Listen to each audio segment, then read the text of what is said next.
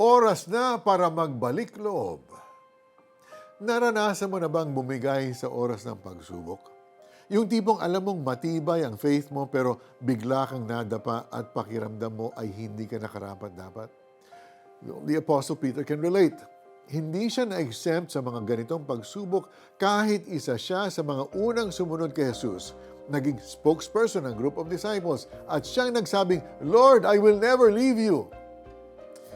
Nang dumating ang oras ng huling paghatol kay Jesus, 3 beses niya siyang itinanggi. Pero we can read in John chapter 21, matapos na mabuhay na muli si Jesus, hinarap niya si Peter hindi upang maghusga at mag-condemn, kundi para mag-restore. 3 times niyang itinanggi si Jesus, kaya 3 beses din siyang tinanong ng, "Peter, do you love me?"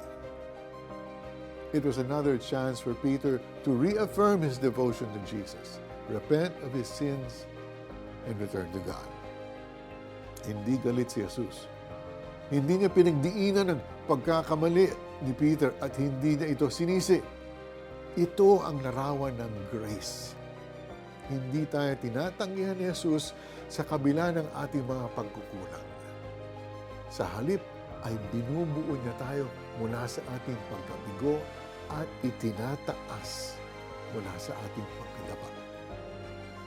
Tulad ni Peter, Jesus wants to restore you and love you. Tandaan mo na hindi pa dead end ang kwento ng buhay mo. Kahit na we've broken His heart, there is no sin too bad for Him to forgive. He is always ready to cleanse and transform us. Kung sa tingin mo ay wala ng pag-asa dahil sa pagkakamaling nagawa mo, tandaan mo ang encounter ni Peter kay Jesus.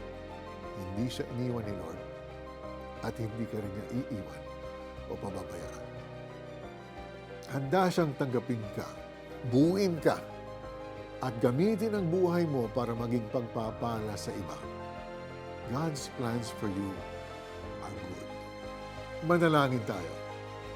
Panginoon, salamat sa iyong walang hanggang biyaya at pagpapatawad sa aking mga kasalanan at pagkakamali.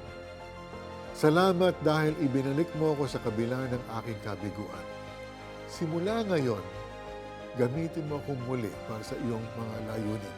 In Jesus' name I pray. Amen.